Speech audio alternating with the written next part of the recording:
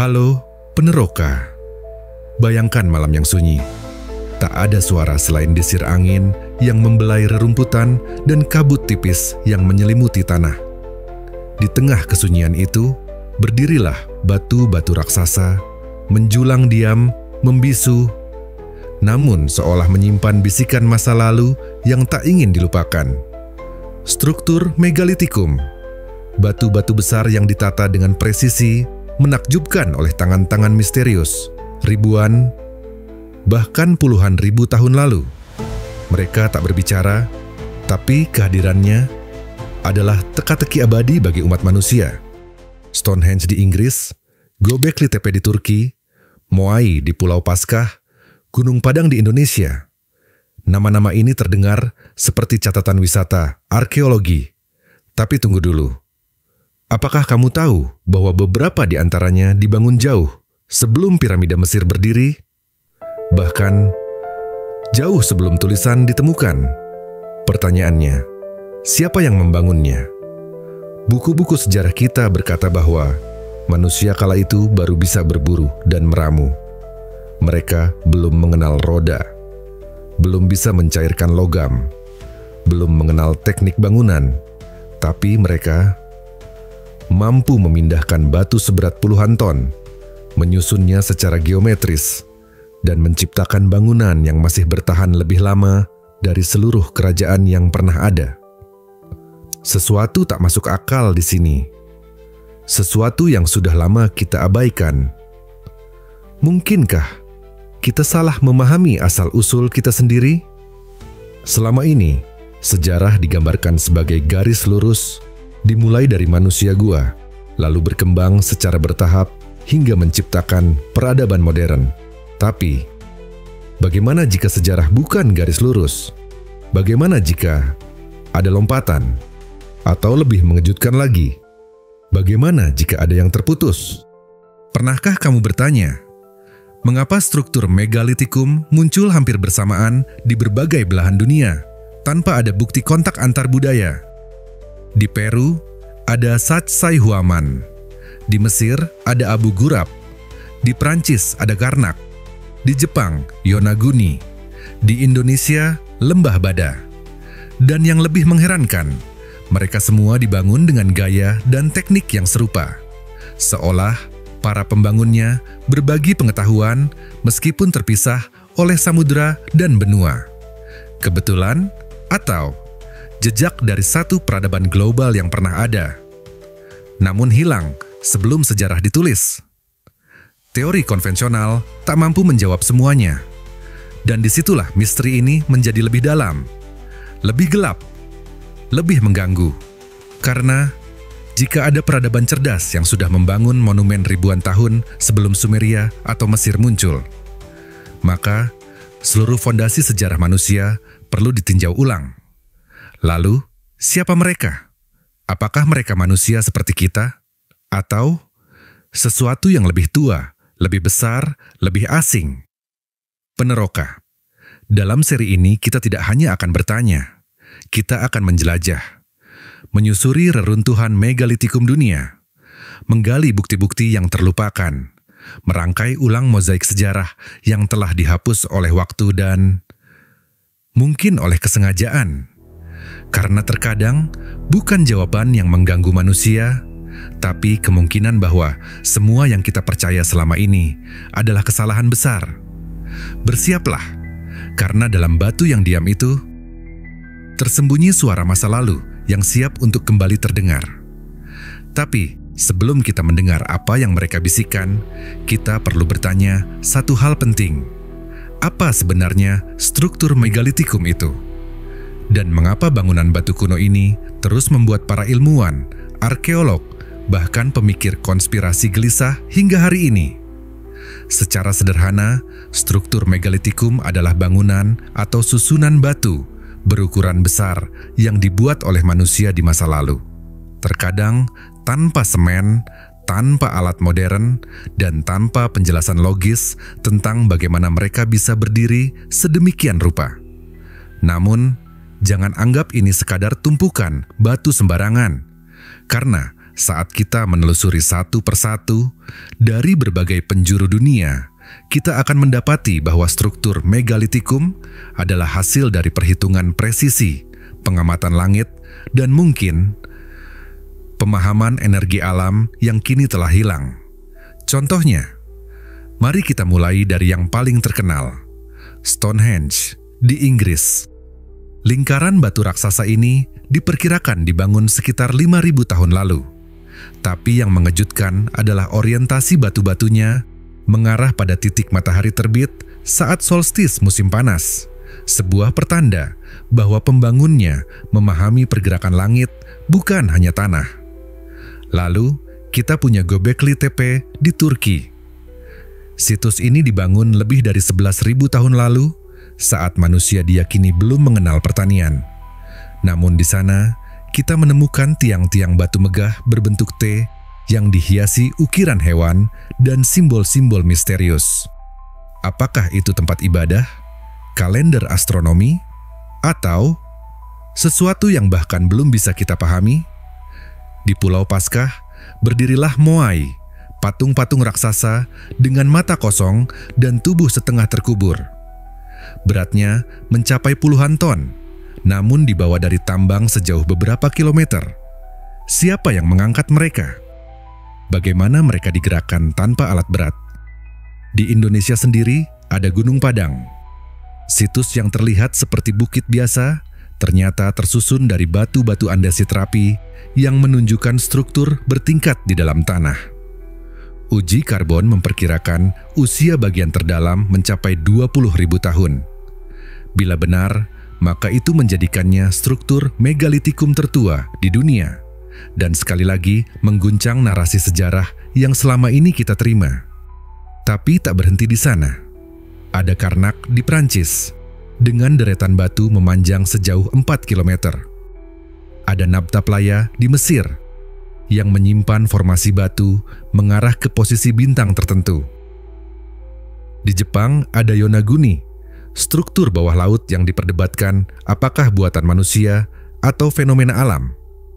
Namun, ada satu benang merah dari semua situs ini. Orientasi astronomis, pola geometris, dan pengaturan energi. Mengapa itu penting? Karena ini menunjukkan bahwa para pembangun struktur megalitikum bukan sekadar pekerja kasar.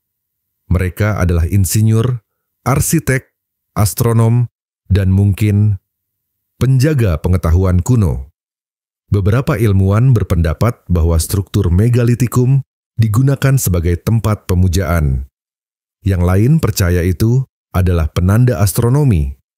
Ada pula yang beranggapan bangunan itu adalah penguat energi bumi atau bahkan alat komunikasi dengan langit.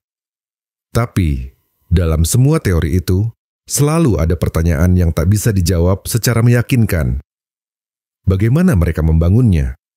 Dengan apa mereka memotong dan memindahkan batu seberat ratusan ton? Mengapa teknik yang sama bisa ditemukan di tempat yang saling berjauhan? Dan yang paling mengusik, mengapa di zaman yang belum mengenal besi, mereka mampu melakukan apa yang bahkan kini sulit ditiru oleh teknologi modern? Peneroka. Disinilah kisah ini berubah arah. Dari sekadar apa menjadi bagaimana? Karena jika kita terus menyusuri lorong-lorong batu kuno ini, kita akan tiba di satu titik di mana logika tak lagi cukup. Kita harus melangkah ke wilayah yang kabur, antara sains dan legenda, antara fakta dan keyakinan. Mari kita teruskan. Karena di episode berikutnya, kita akan menyelam lebih dalam. Ketika sejarah tak mampu menjelaskan, maka yang tersisa hanyalah pertanyaan yang menggantung dan keberanian untuk menggali di luar batas buku pelajaran. Peneroka. Inilah wilayah abu-abu yang jarang disentuh. Disinilah logika kita mulai goyah dan pengetahuan yang selama ini dianggap pasti berubah menjadi teka-teki. Sebab semakin kita telusuri, semakin kita menemukan bahwa struktur megalitikum bukan sekadar peninggalan kuno. Ia adalah jejak dari sesuatu yang tidak cocok dengan skenario sejarah resmi. Ia menyimpan rahasia tentang kemampuan luar biasa yang tak seharusnya dimiliki oleh manusia zaman batu. Pertanyaannya, jika bukan mereka, lalu siapa? Di Gunung Padang, misalnya. Situs ini sebelumnya dianggap hanya bukit biasa. Namun, teknologi geolistrik dan uji karbon menunjukkan adanya susunan batu bertingkat yang kemungkinan besar buatan manusia dan usianya bisa mencapai 20.000 tahun. Bila ini benar, maka semua yang kita pahami tentang awal peradaban manusia harus ditinjau ulang. Namun, mengapa informasi seperti ini tidak menjadi bagian utama dalam pelajaran sejarah dunia? Mungkinkah ada upaya diam-diam untuk mempertahankan narasi lama meski bukti baru mulai menggerogoti fondasinya? Contoh lain adalah Göbekli Tepe. Situs ini dibangun dengan keahlian tinggi di zaman yang katanya masih prasejarah. Anehnya, setelah dibangun, ia dikubur kembali secara sengaja oleh para pembuatnya. Pertanyaannya, untuk apa dibangun sesuatu yang begitu megah hanya untuk dikubur? Apakah mereka berusaha melindungi sesuatu? Atau justru menyembunyikannya dari generasi mendatang? Lalu ada Baalbek di Lebanon dengan balok-balok batu seberat 800 hingga 1000 ton. Bahkan dengan teknologi modern, kita kesulitan memindahkannya. Tapi batu-batu itu sudah ada di sana sejak ribuan tahun lalu, tersusun rapi. Teknik apa yang mereka gunakan? Atau, lebih gila lagi, dari mana mereka mendapatkan kekuatan untuk melakukannya? Semua ini memberi petunjuk bahwa mungkin ada suatu peradaban global masa lalu, peradaban yang menguasai astronomi, geometri, dan energi bumi, namun hilang sebelum dicatat dalam sejarah. Yang menarik, hampir semua budaya kuno memiliki mitos tentang banjir besar. Dari kisah Nuh, Atlantis, hingga banjir dalam epos India dan Tiongkok. Apakah bencana global itu yang menghapus peradaban tersebut dari muka bumi? Dan kalau iya, mungkinkah sisa-sisa mereka masih kita injak setiap hari tanpa kita sadari? Inilah saatnya untuk menolak puas dengan jawaban yang setengah hati. Karena bisa jadi, batu-batu megalitikum itu adalah pesan. Pesan diam yang ditinggalkan untuk generasi mendatang. Mungkin bukan untuk disembah, tapi untuk dipahami. Mereka ingin kita tahu bahwa pernah ada sesuatu yang besar dan bahwa dunia ini pernah punya cerita yang jauh lebih tua dari yang kita bayangkan. Dan dalam episode berikutnya, kita akan masuk lebih dalam, menuju peta-peta kuno yang tidak cocok dengan dunia modern, tempat-tempat yang hilang dari sejarah, serta bukti-bukti yang sengaja dihapus. Karena mungkin jawaban yang kita cari tersembunyi dalam jejak yang hilang dari peta sejarah. Peneroka, pernahkah kamu membayangkan bahwa mungkin peta dunia yang kita kenal hari ini bukanlah satu-satunya versi yang pernah ada? Faktanya, sebelum peta modern muncul, ada puluhan peta kuno yang entah bagaimana menampilkan daratan-daratan yang kini tak lagi terlihat dan garis pantai yang tidak cocok dengan kondisi bumi sekarang. Contohnya adalah peta Piri Reis, peta dari abad ke-16 yang digambar oleh seorang laksamana Ottoman, tetapi secara aneh menampilkan wilayah Antartika tanpa es. Padahal benua itu resmi ditemukan berabad-abad kemudian dan bahkan tertutup es selama ribuan tahun. Bagaimana mungkin seorang pelaut dari zaman itu menggambar garis pantai yang hanya bisa terlihat jika Antartika dalam keadaan bebas es? Jawabannya mengejutkan. Peta itu berasal dari salinan-salinan peta yang jauh lebih tua. Mungkin dari zaman ketika Antartika masih belum membeku. Artinya, pernah ada peradaban kuno yang sangat maju, yang sudah menjelajahi dunia dan memetakan bumi. Jauh sebelum sejarah mencatat adanya pelayaran pertama. Dan Piri Reis bukan satu-satunya. Ada peta Buace yang menunjukkan sungai-sungai dalam benua Antartika, lengkap dengan kontur bawah tanahnya. Informasi seperti ini baru bisa kita dapatkan hari ini. Dengan satelit dan radar penembus es. Tapi bagaimana bisa mereka tahu ratusan, bahkan ribuan tahun lalu? Kita juga punya teka-teki lain, kota-kota bawah laut. Di lepas pantai Yonaguni, Jepang, ada struktur besar yang menyerupai piramida terendam di dasar laut. Para penyelam menemukan tangga, teras, dan pahatan batu.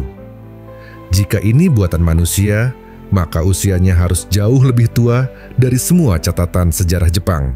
Karena sekarang, wilayah itu sudah tenggelam akibat naiknya permukaan laut ribuan tahun lalu. Dan bukan hanya di Jepang. Di Teluk Cambay, India, di bawah Laut Karibia, bahkan di lepas pantai Kuba, ditemukan sisa-sisa bangunan besar di dasar laut.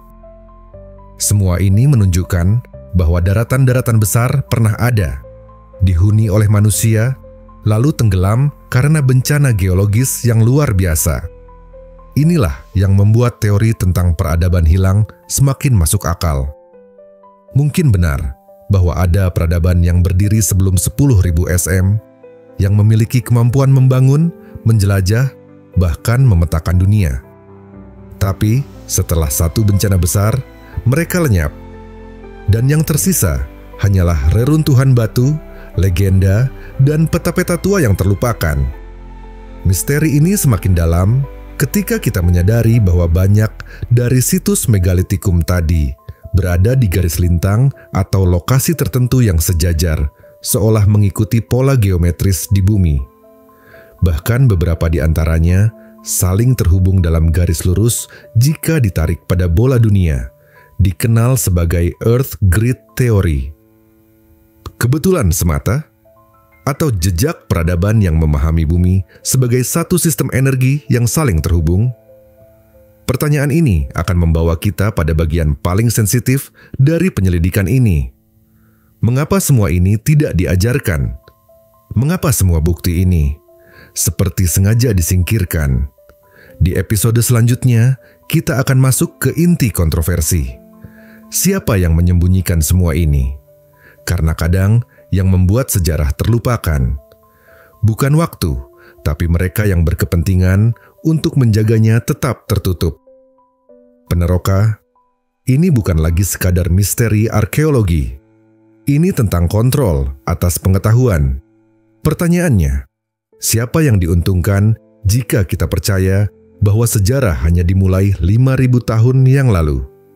Bahwa manusia berkembang secara linear, dari gua ke kota, dari batu ke baja, tanpa lompatan atau kejatuhan besar. Kita diajarkan bahwa zaman batu berakhir karena manusia menemukan logam dan peradaban lahir dari pertanian serta roda. Namun, bagaimana jika zaman batu bukan permulaan, tapi justru sisa-sisa peradaban yang runtuh? Sisa dari sesuatu yang jauh lebih hebat yang pernah ada? Dan bagaimana jika narasi tunggal sejarah ini sengaja dibentuk dan dipertahankan dalam banyak dokumen, terutama dari abad pertengahan hingga modern awal?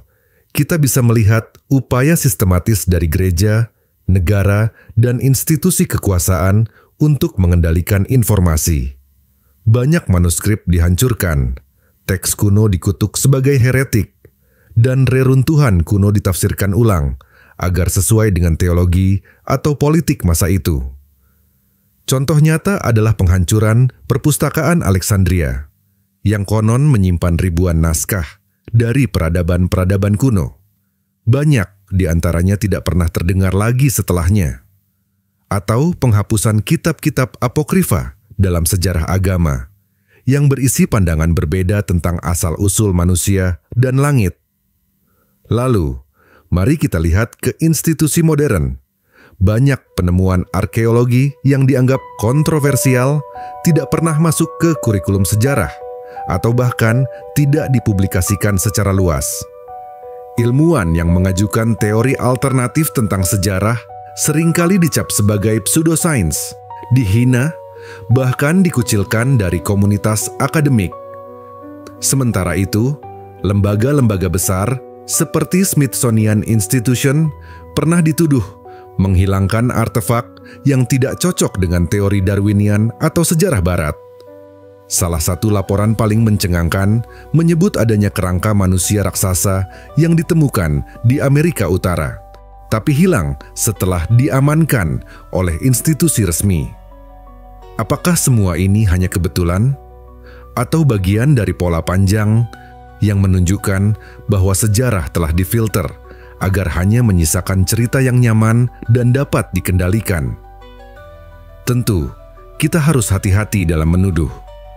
Tidak semua institusi berniat jahat, tapi tak bisa disangkal bahwa ada kecenderungan kuat untuk mempertahankan narasi arus utama dan menyingkirkan segala sesuatu yang membantahnya.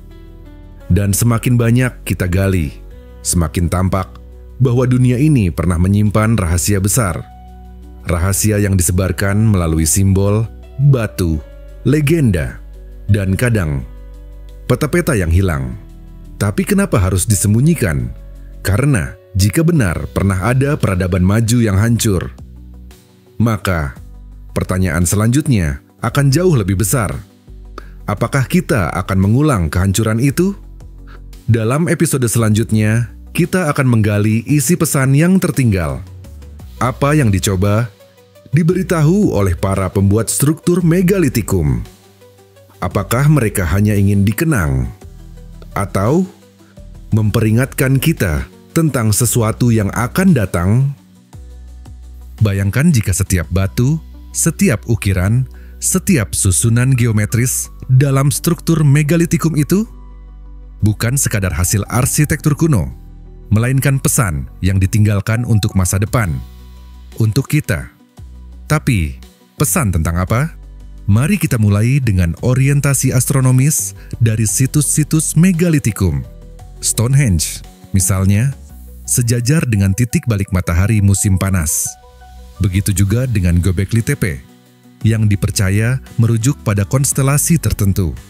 Bahkan Machu Picchu, Sphinx, dan beberapa piramida besar di dunia, semuanya memiliki keterkaitan dengan gerakan langit. Mengapa peradaban-peradaban kuno begitu terobsesi dengan langit? Mereka mengukir bintang, planet, bahkan kejadian langit langka seperti gerhana dan konjungsi ke dalam batu, seolah mereka sedang menandai waktu, atau lebih dari itu, memberi peringatan tentang siklus besar yang akan terulang. Beberapa ahli berpendapat bahwa para pembuat megalitikum mencoba meninggalkan kalender kosmik agar generasi di masa depan bisa mengantisipasi siklus kehancuran, baik dari alam maupun dari tangan manusia sendiri. Gunung Padang contohnya memiliki susunan berlapis yang bukan hanya kompleks secara struktur, tapi juga seakan menunjukkan rekaman waktu geologis dan astronomis. Apakah ini hanya kebetulan atau upaya sadar untuk meninggalkan petunjuk? Dalam budaya suku-suku kuno, kita juga sering menemukan legenda tentang masa-masa sebelumnya. Zaman sebelum manusia sekarang, di mana para dewa turun dari langit atau bencana besar melanda dunia. Mitos tentang Atlantis, Lemuria, Zeb tepi Mesir, Ramayana, hingga kisah Nabi Nuh. Semua memiliki tema yang sama. Peradaban maju, lalu hancur karena kesombongan atau karena siklus alam. Apakah para pembuat megalitikum adalah bagian dari peradaban itu? Dan apakah monumen mereka, dari batu yang tak bisa dihancurkan oleh waktu, adalah penanda agar kita tidak mengulangi kesalahan yang sama? Lalu perhatikan satu hal, di banyak tempat batu-batu ini tidak hanya berdiri, tetapi bergetar. Para peneliti modern menemukan bahwa banyak situs megalitikum memiliki resonansi suara alami, frekuensi tertentu yang bisa diaktifkan lewat bunyi atau getaran. Bisa jadi, para leluhur kita tak hanya mengukir batu, tapi menanam frekuensi dalam struktur. Apakah ini bentuk komunikasi atau teknologi kuno yang belum kita pahami? Jika semua ini benar, maka bukan hanya isi pesan mereka yang penting, tapi cara mereka menyampaikannya.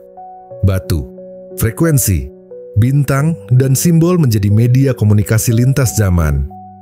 Mereka tahu waktu akan menghapus segalanya, kecuali struktur abadi. Dan kini, setelah ribuan tahun, kita yang menerima pesan itu. Tapi apakah kita siap memahaminya? Karena dalam episode berikutnya, kita akan membahas bagian yang paling menakjubkan dan kontroversial. Apakah mereka menguasai teknologi yang telah kita lupakan? Peneroka, ini bukan sekadar spekulasi liar.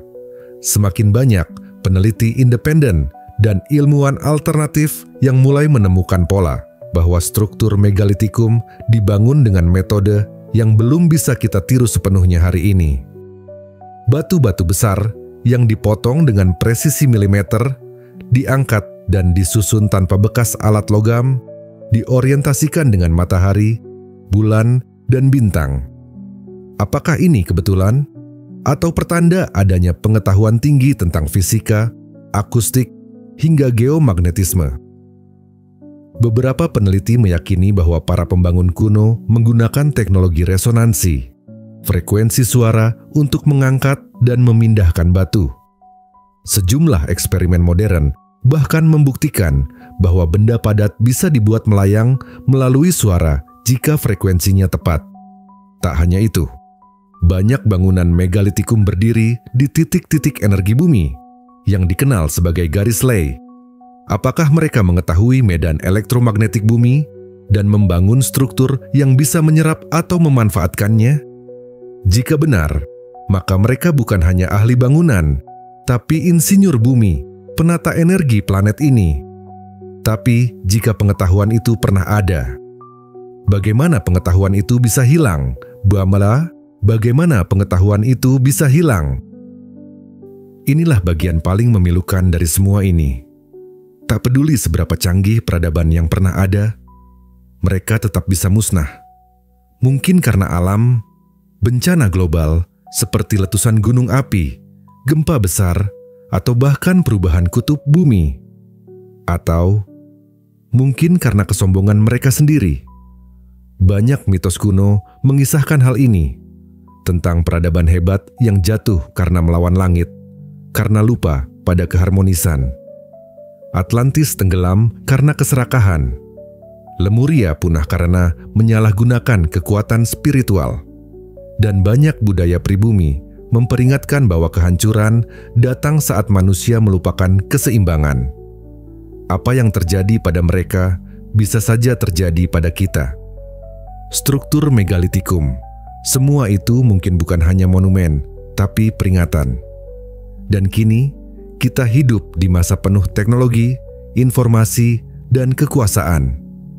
Namun juga di tengah krisis spiritual, kerusakan alam, dan kehilangan arah. Apakah kita sedang berjalan ke arah kehancuran yang sama?